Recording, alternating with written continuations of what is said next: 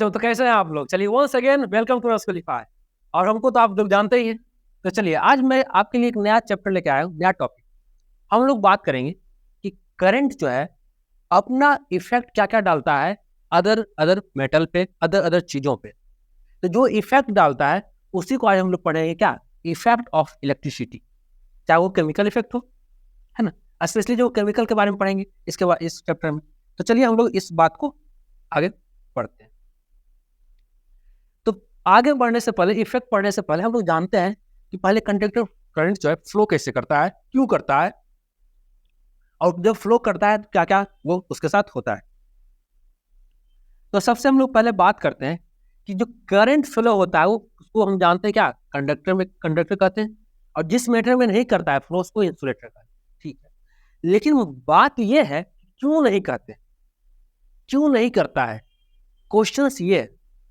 तो सीधा जानना है कि वो मैटर, कोई भी क्या हो, मैटर हो, तो मैटर में क्या होते हैं? आयंस होते हैं ना, सही मैटर में होते हैं। लेकिन जिसमें फ्री आयंस हो, जिसमें फ्री, और इसमें आयंस, फ्री आयंस नहीं हो, नो फ्री आयंस,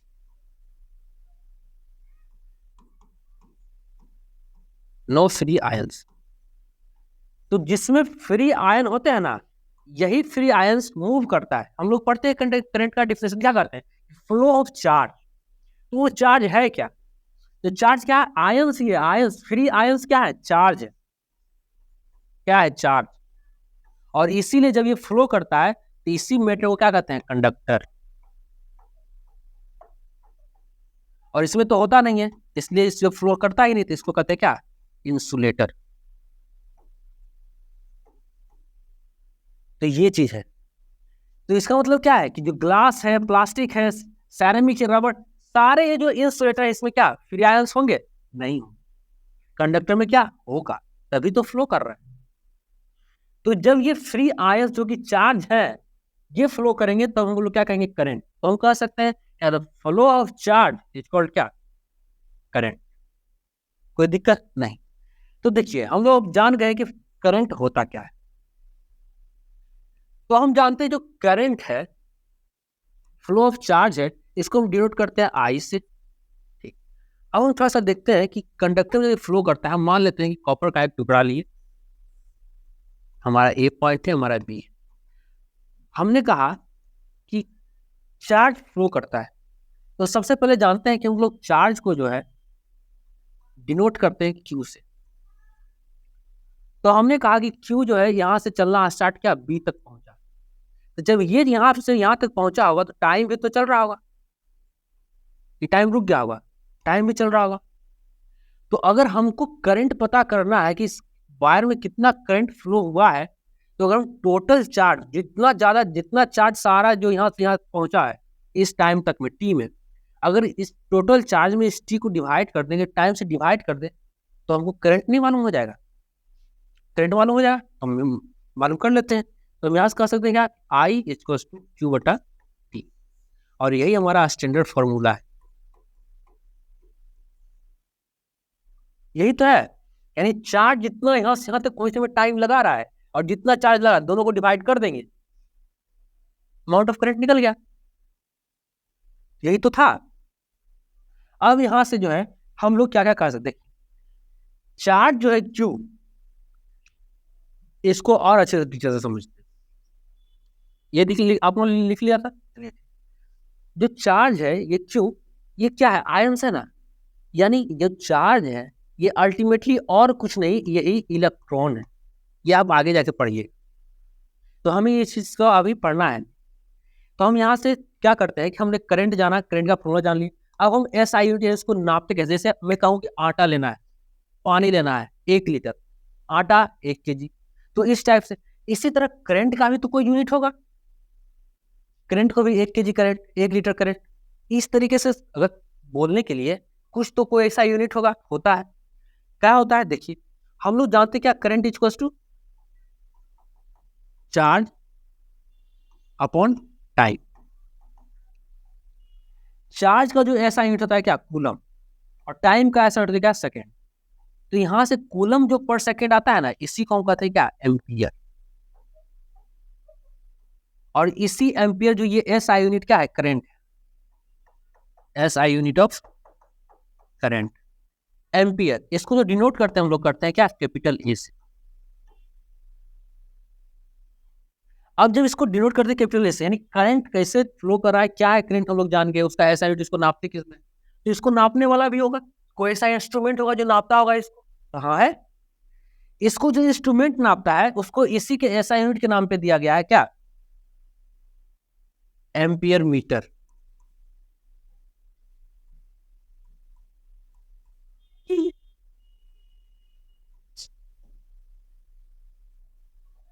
क्या देते हैं, ए मीटर। ए मतलब एम्पियर, मीटर मतलब नापना, ए मीटर। और ये मीटर का साइन कैसे होता है, तो इस तरीके से आप गोल कर दीजिए, यही है।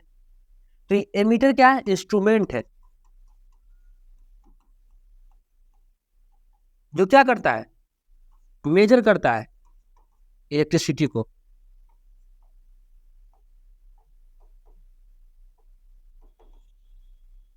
तो ये चीजें थी सारी करंट के बारे में, जो बेसिक था मैंने आपको बताया। अब हम लोग थोड़ा सा आगे बढ़ते हैं कि कंडक्टर क्यों है, इंसुलेटर क्यों है, ये सारा का जवाब मैं उम्मीद करता हूं कि आपको मिल गया। अब हम देखते हैं क्या होता है आगे।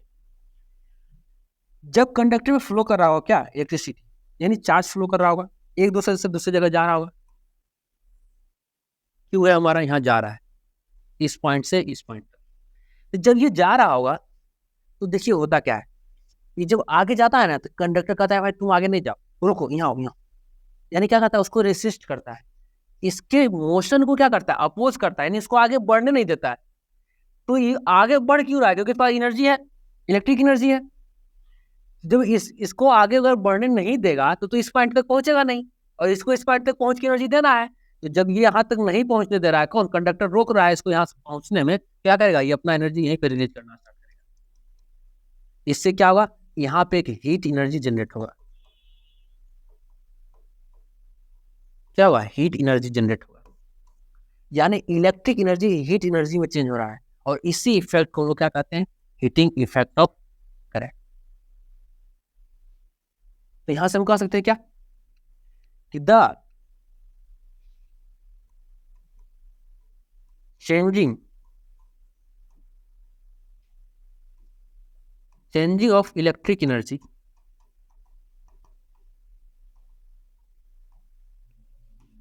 into heat energy is called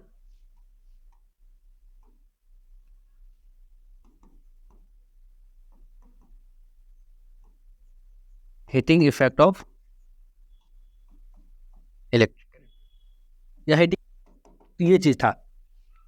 अब इस पे कौन कौन वर्क करता है, तो देखिए बल्ब, बल्ब जो हमारे घर में जलता है वो कैसे जलता है, यहां से क्या हो रहा होगा, यहां से जो है इलेक्ट्रॉन जा रहा होगा, चार्ज जा रहा होगा, क्यों हमारा, लेकिन जैसे ही यहाँ पे आया होगा तो यहाँ पे कुछ ऐसा कंडक्टर लगा होगा, कुछ ऐसा मटेरियल होता है, टंगस्टन होता है, टंगस्टन या नाइक्रोम, नाइक्रोम ज्यादा रहेगा। तो ये नाइक्रोम है, नाइक्रोम का जो मटेरियल यहाँ पे लगा हुआ है, ये क्या करता है, ये क्या करेगा, चार्ज को अपोज करेगा, उसको आगे बढ़ने ही नहीं देगा। तो जब आगे नहीं बढ़ रहा होगा तो चार्ज यहीं पे अपना एनर्जी रिलीज करेगा, और जैसे रिलीज करेगा तो हीट एनर्जी में कन्वर्ट हो जाएगा, और जैसे हीट एनर्जी में कन्वर्ट होगा तो इस बल्ब के अंदर जो पैक रहता है वो और कुछ नहीं, नियोन गैस रहता है। और ये नहीं, नियोन गैस जो हीट के कारण जैसे हीट मिलेगा नियोन गैस को क्या करेगा, वो चमकना स्टार्ट करेगा, और जैसे वो चमका बर्न हुआ क्या, ये कन्वर्ट हो जाएगा इसमें लाइट एनर्जी।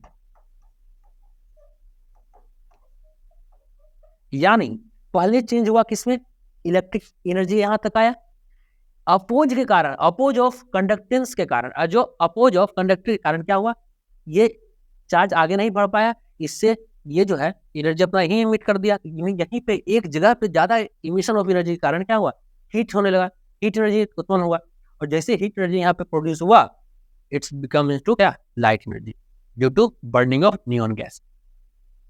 कोई दिक्कत यहाँ तक, इसमें बहुत सारे अप्लायंसेस काम करते हैं, जैसे हमारे घर में जो यूज होता है इंडक्शन, इंडक्शन चूल्हा हो गया, ये सारे क्या, इसी पे तो हीटर, है ना, हम लोग पानी में गर्म करते हैं, पानी गर्म करते हैं हीटर वगैरह से, तो ये सारे क्या सब इसी पे क्या इलेक्ट्रिक एनर्जी किसमें चेंज हो रहा है, हीट एनर्जी। क्यों? Due to oppose of flow of current. क्या होता है ये क्यों होता है? It is due to oppose of क्या flow of current in a conductor. Simple सी बात, यहां तो कोई दिक्कत। तो यहां से हम कह सकते हैं कि जितना ज्यादा अपोज होगा, यानी जितना ज्यादा अपोज होगा उतना ज्यादा हीट होगा, है ना। और जितना ज्यादा चार्ज का अमाउंट होगा, जितना ज्यादा करंट और जितना ज्यादा अपोज, एक तो करंट ज्यादा आ रहा है, ऊपर से आप अपोज कर रहे हैं, तो क्या और ज्यादा एनर्जी, हीट एनर्जी में जनरेट होगा। कोई दिक्कत? यहां से हम कह सकते हैं कि the amount of current flowing through a conductor with amount of क्या अपोजिंग, बोथ आर क्या। अगर हम ऐसे नहीं, आप ऐसे समझिए कि जो एक कंडक्टर है उसमें क्या हो रहा है, करंट फ्लो हो रहा है, कुछ मान लेते हैं, हमने बताया आपको एम्पियर, हमने माना कि 2 एम्पियर फ्लो कर रहा है, ठीक। तो जब 2 एम्पियर उस कंडक्टर में करंट फ्लो कर रहा है, हम मान लेते हैं कि 2 कंडक्टर है जिसमें दोनों में 2 एम्पियर फ्लो कर रहा है। एक हमारे पास कंडक्टर ए है, एक कंडक्टर बी है, दोनों में 2 एम्पियर का फ्लो हो रहा है करंट का। लेकिन हो क्या रहा है कि इसका जो अपोज है, यानी इसका जो अपोजिंग कैपेसिटी है ज्यादा है और इसका कम है, तो दोनों में हीट कौन ज्यादा होगा, बताइए। हाँ, ए ज्यादा होगा, क्यों? किसका अपोजिंग ज्यादा है, यानी opposing of flow of charge is directly proportional to क्या, converting electric energy into heat energy. आगे बढ़े, तो ये यहीं तक था, इसका आपने से हम लोग पढ़ लिए, है ना। ये समझ में आया आपको? लिख लीजिए इसको। हम लोग आगे बढ़ते हैं। अब आता है मैग्नेटिक फील्ड।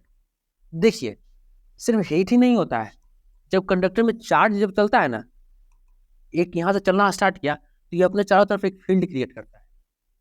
फील्ड का मतलब क्या, कहते हैं ना कि ये हमर एरिया हो, यानी ये मेरा एरिया है, इसमें तुम नहीं आना, आओगे। ये अपने चारों तरफ एक एरिया डेवलप करता है, और इस एरिया में और कोई चार्ज आया तो वो भी इफेक्ट में आ जाता है। जब इस चार्ज फ्लो कर रहा है इस कंडक्टर में और इसके एरिया में, यानी ये जो फील्ड क्रिएट किया है इसके बीच में कोई अदर चार्जेस आएगा तो अट्रैक्ट हो जाएगा इस, और यही कहलाता क्या है, अट्रैक्शन, क्योंकि अट्रैक्ट हो रहा है। और इसी अट्रैक्शन के प्रॉपर्टी को क्या कहते हैं, मैग्नेटिक प्रॉपर्टी। और इसीलिए हम लोग कहते हैं, यानी जब चार्ज फ्लो कर रहा होगा कंडक्टर में, तो उसमें क्या कर रहा होगा, अपने चारों वाले एक फील्ड क्रिएट कर रहा होगा, जिसमें क्या कि अगर और उस एरिया में कोई और चार्ज जाए उसको अट्रैक्ट करेगा। और इसी magnetic field of electric current, क्योंकि मैग्नेट क्या करता है, अट्रैक्ट करता है दूसरे को। कोई दिक्कत? तो यही चीज था, वो जनरली यूज करते हैं मैग्नेट बनाने में। इसमें मैग्नेट बनाने, आप जो भी मैग्नेट देखते हैं ना, इस टाइप का कुछ भी, आप लोग हम लोग जब खेलते हैं तो अलग अलग तरीके का मैग्नेट होते हैं। तो आपको क्या लगता है कि धरती से निकलता है? नहीं, इसको बनाया जाता है। क्या किया जाता है कि कोई भी मेटल है, कोई भी कंडक्टर का है, वो बनाएंगे मैग्नेट।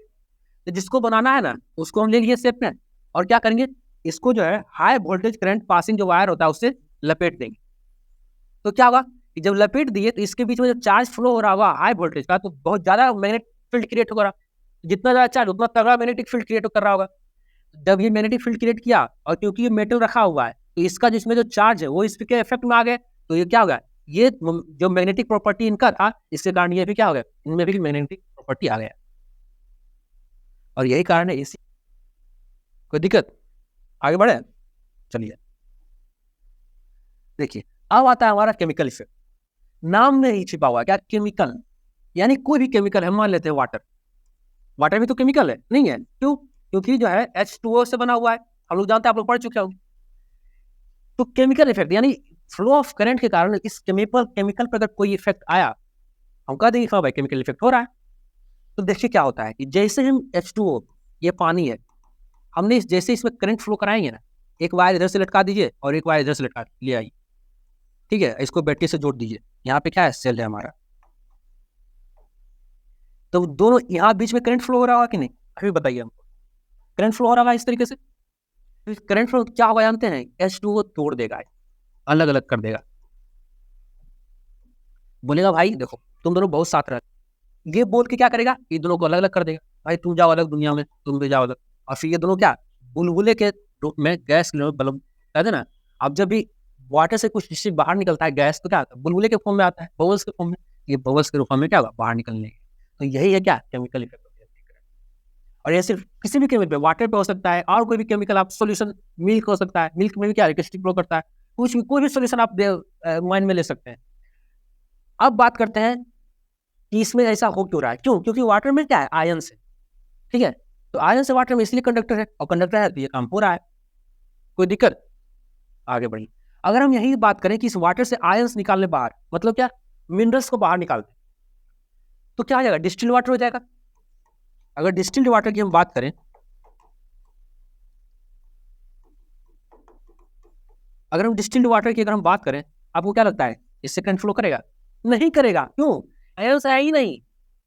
हमने इस पे जितना आयंस था उसको क्या कर लिया, मशीन से बाहर निकाल दिया, और इसके कारण क्या हो गया, इस वाटर की जो करंट फ्लोइंग प्रॉपर्टी है, चार्ज फ्लोइंग प्रॉपर्टी, वो क्या खत्म हो गई। तो कोई दिक्कत यहां तक हम लोग बढ़े। और इसी इफेक्ट को हम लोग क्या कहते हैं, केमिकल टॉपिक। अब है इलेक्ट्रोलाइसिस। तो इलेक्ट्रोलाइसिस ये और कुछ नहीं है, ये केमिकल इफेक्ट का ही प्रोसेस है। हम क्या करते हैं, देखिए, हमने आपको क्या कहा, हम मान लेते हैं कि ये H2O है, वाटर है H2O। अब हमने क्या किया कि इलेक्ट्रोलाइसिस का पहले समझते हैं प्रोसेस। हमने क्या किया, एक सेल लिया, सेल में दो टर्मिनल होते हैं, एक पॉजिटिव एक निगेटिव। पॉजिटिव को एनोड कहते हैं और निगेटिव को कैथोड कहते हैं। तो ये जो कैथोड है, इससे क्या आ रहा होगा, निगेटिव चार्ज आ रहा होगा, कहाँ, पानी में, सॉल्यूशन में। और ये जो पॉजिटिव कैथोड है, इससे पॉजिटिव चार्ज, इस सॉल्यूशन में H2O है, हाइड्रोजन है, ऑक्सीजन। इसमें H2O में जो है H जो होता है वो पॉजिटिव होता है, और O जो होता है निगेटिव होता है कि नहीं। H प्लस यानी हाइड्रोजन के पास भी आयंस हो गए, हाइड्रोजन के पास भी एक प्लस हाइड्रोजन होगा और एक H माइनस होगा कि नहीं। और सिमिलरली ऑक्सीजन के पास भी होगा, O प्लस होगा और O माइनस होगा। ये दो आयंस हैं दोनों के, हाइड्रोजन और ऑक्सीजन के। तो जब ये होंगे, और हम जानते हैं कि पॉजिटिव चार्ज जो होते हैं, चार्ज का एक प्रॉपर्टी होता है क्या, कि पॉजिटिव क्या करते हैं, रिपेल करते हैं, यानी कहते हैं क्या, भागो भाई भागो। और पॉजिटिव निगेटिव होता है तो क्या करते हैं, अट्रैक्ट करते हैं, कहते हैं भाई आओ आओ आओ, तुमको हम बिठाते हैं, कुछ खाना पीना खिलाते हैं। इसी तरह पॉजिटिव निगेटिव रहेगा तो क्या करेगा, अट्रैक्ट करेगा। और सेम चार्ज रहा तो क्या करेगा, रिपेल करेगा। और अगर अलग अनलाइक चार्जेज हुआ तो क्या करेगा, वो अट्रैक्ट करेगा, कोई दिक्कत नहीं। अब यहीं पे देखिए, सेम प्रोसेस यहीं पे हो रहा है। क्या हो रहा है कि इसमें निगेटिव चार्ज आ रहा होगा नीचे, तो किसको अट्रैक्ट करेगा, वाटर से, पॉजिटिव को करेगा। और ये जो यहाँ पे जो पॉजिटिव है वो आ रहा होगा, किसको, निगेटिव को कर रहा है ना। इससे प्रोसेस को क्या कहते हैं, इलेक्ट्रोलाइसिस। यानी इससे हम क्या कर रहे हैं कि हम हाइड्रोजन के दो आयंस को क्या कर रहे हैं, अलग कर रहे हैं। इसी को क्या कहते हैं, इलेक्ट्रोलाइसिस करना, इलेक्ट्रोलाइसिस, इसी प्रोसेस को। तो हम कह सकते हैं क्या, the process in which we separate two molecules from each other due to use of flow of current. यही तो कर रहे हैं, दो मॉलिक्यूल्स को अलग अलग सेपरेट कर रहे हैं, किसका यूज करके, इलेक्ट्रोलाइसिस, फ्लो ऑफ करंट का यूज करके। तो इसको क्या कहते हैं, इलेक्ट्रोलाइसिस करते हैं। लिख लीजिए, आपको लिखिए क्या, the process in which we separate two molecules using क्या, flow of current, is called क्या, इलेक्ट्रोलाइसिस। हाँ, देखिए, इसमें सोचने वाली क्या बात है जानते हैं, कि जो लिक्विड है ना, लिक्विड, यहाँ पे हम जो भी यूज कर रहे हो वो याद रखना है, क्या होना चाहिए, कंडक्टर होना चाहिए। हाँ, यानी उससे इलेक्ट्रिसिटी पास होना चाहिए। अगर यहाँ पे डिस्टिल्ड वाटर यूज करेंगे तो क्या होगा, नहीं होगा, क्योंकि इलेक्ट्रिक पास ही नहीं हो रहा है। हमको यहाँ पे क्या करना है कि यहाँ से फ्लो करना चाहिए, समझे। हाँ, कोई दिक्कत नहीं, चलिए आगे बढ़। चलिए, ये चीज तो समझ में आ गया होगा, इस टर्म में कोई दिक्कत नहीं है आपको। अब हम लोग इसका एप्लीकेशंस देखते हैं, क्या क्या एप्लीकेशंस हमारे पास है इसके रिलेटेड। तो देखिए, सबसे पहला जो होता है इसका इलेक्ट्रोप्लेटिंग, इसका एक एप्लीकेशन है। आपने रोल गोल्ड देखा है, रोल गोल्ड देखा है। ये जो रोल गोल्ड है, ये क्या आगे तो गोल्ड होता है क्या, नहीं होता। आप इस रोल गोल्ड को रगड़ेंगे ना तो अंदर देखिएगा कुछ और निकलेगा। तो ऊपर से क्या रहता है, गोल्ड, और अंदर कुछ और, इसीलिए को कहता है रोल गोल्ड, है ना। तो अंदर में कुछ और मटेरियल है, और बाहर से क्या किया गया है, इस पे सोने की परत चढ़ा दी गई। और ये काम जानते हैं इसी से होता है। इसी से होता है। क्यों होता है देखिए, कैसे होता है वो देखते हैं। हमने क्या किया, यहाँ पे एक सेल यूज किया क्योंकि हमको करंट फ्लो करना चाहिए, फ्लो ऑफ चार्ज तो जरूरी है ना, ठीक है। सेल लिया हमने, उसी तरह दो इलेक्ट्रोड जो है, इलेक्ट्रोड हमने एक कैथोड और एक एनोड, क्योंकि दो टर्मिनल है। सॉल्यूशन में जो चीज यूज करना है, यहाँ पे Cu2 और Cu- यूज किया है, लेकिन हमको क्या गोल्ड रोल गोल्ड करना है, तो हम इस Cu को हटा देंगे यहाँ से, और हम Cu की जगह गोल्ड मान लेते हैं कि गोल्ड का सॉल्यूशन है। तो जब ये गोल्ड का सॉल्यूशन होगा तो गोल्ड में भी पॉजिटिव और नेगेटिव आयंस होंगे, होंगे कि नहीं। तो जैसे इसमें करंट फ्लो होगा, इसमें क्या होगा, पॉजिटिव, और इसमें क्या, निगेटिव। तो निगेटिव जो इसमें होगा, सल्फर निगेटिव है, तो इसको क्या अपने पास बुलाएगा, नहीं, इसको क्या कहेगा, भाई तुम नहीं आएगा, जाओ हटो। तो ये क्या करेगा, रिपेल कर देगा। यानी इस सॉल्यूशन में सल्फर तो यही रहेगा, लेकिन गोल्ड क्योंकि पॉजिटिव है, तो गोल्ड जाके इस पे इस तरीके से परत बना लेगा। यानी हमने क्या किया, किसी और मेटल पे हमने गोल्ड यानी किसी और अदर मेटल का पेस्ट लगाया, यानी पेंटिंग किया, किसके थ्रू, फ्लो ऑफ करंट के थ्रू। और यही कहलाता क्या है, इलेक्ट्रोप्लेटिंग। यानी the process of plating using electricity is called क्या, इलेक्ट्रोप्लेटिंग, है ना, कोई दिक्कत नहीं। तो आप इससे लिख सकते हैं, ये था इसका एप्लीकेशन। और इसका एप्लीकेशन बहुत सारा है। आज हम लोग जो देखते हैं कांच से का बर्तन, तो मतलब कोई बहुत सारा ग्लास, चमकीला चमकीला ग्लास देखते हैं, क्रोमियम, उसमें क्या आता है, जो ग्लास होता है वो क्या नॉर्मल आयरन का होता है, लेकिन उस पर क्या किया जाता है, क्रोमियम का इसी तरह से इलेक्ट्रोप्लेटिंग कर दी जाती है क्रोमियम की, तो चमकने लगता है। और लोग कहते हैं ओ भाई ये वो लगता है सिल्वर का है, चांदी का ऐसा चमकने लगता है, लेकिन वो चांदी का होता है क्या, नहीं। गाड़ी का जो बोनट होता है, गाड़ी का बहुत सारा पार्ट आपको दिखाया जो चमकता है, तो क्या वो चांदी का होता है, नहीं, नॉर्मली आयरन का, स्टील का होता है। उसमें क्या कर दी जाती है, उसमें क्रोमियम एक मेटल होता है जो कि बहुत शाइनी होता है, सॉरी, बहुत शाइनी होता है, चमकीला होता है, और उसी का क्या कर दिया जाता है, इलेक्ट्रोप्लेटिंग कर दी जाती है। तो हम कह सकते हैं द प्रोसेस, यहां से हम लिख सकते हैं क्या, the process of plating one metal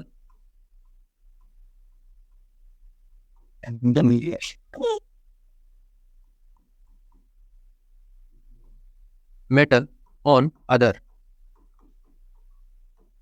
is called क्या, इलेक्ट्रोप्लेट।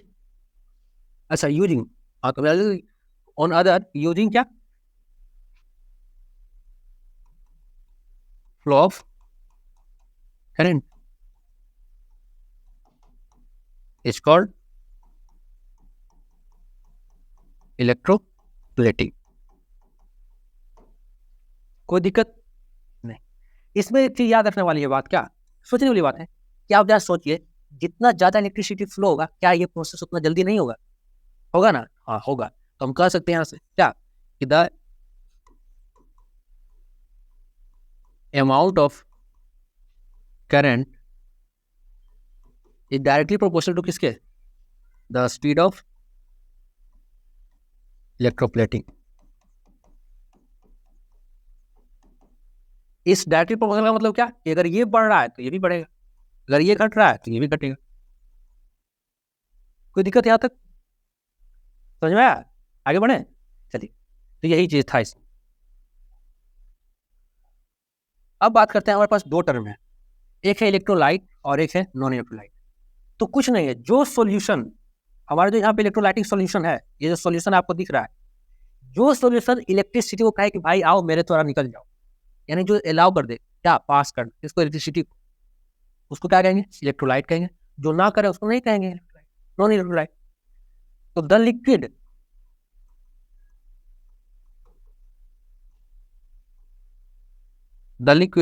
इसको ऐसे लिखिए, दोज लिक्विड हो allow to pass क्या करंट,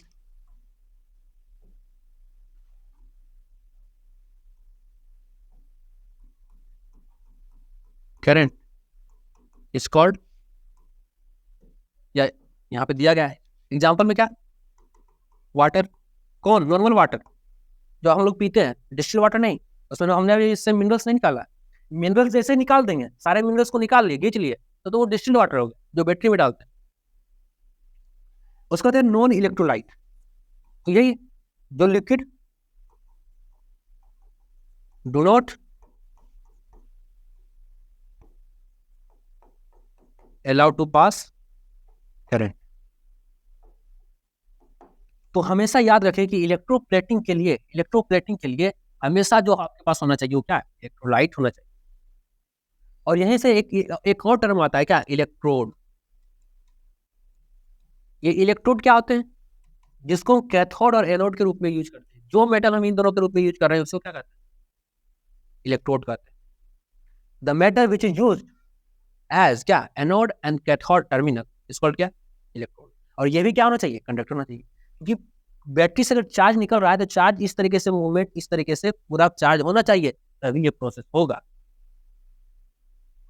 कोई दिक्कत नहीं, ठीक है, इसको लिख लीजिए। आगे बढ़े। देखिए मैंने आपको बताया था कि इसका जो एप्लीकेशन कहाँ कहाँ होता है। ये हमारा कप है, कप कोई और मटेरियल से बना हुआ है, लेकिन हमने उस पर क्या किया है, सिल्वर का प्लेटिंग कर दिया है। क्रोमियम, यहाँ पे देखिए ये जो नल है ये क्या आयरन से बना हुआ है, लेकिन हमने क्या किया, इस पर क्रोमियम का इलेक्ट्रोप्लेटिंग कर दिया। इसी तरह वॉच नॉर्मल मेटल से बना हुआ है, लेकिन इस पर हमने गोल्ड का प्लेटिंग किया। इसी तरीके से कप जिसपे कॉपर का प्लेटिंग, ढेरों सारे सिल्वर का प्लेटिंग, ये सारी चीज आपको डेली लाइफ में दिख जाएंगी, दिखते हैं। यहाँ पे देखिए एक चीज, एक नया टर्म आता है, जब हम जिंक का करते हैं, जब हम जिंक का इलेक्ट्रोप्लेटिंग करते हैं किसी और मेटल पे, तो उसको कहते हैं क्या, गैल्वेनाइजेशन। क्या, जिंक का इलेक्ट्रोप्लेटिंग ऑफ क्या, जिंक ऑन अदर मेटल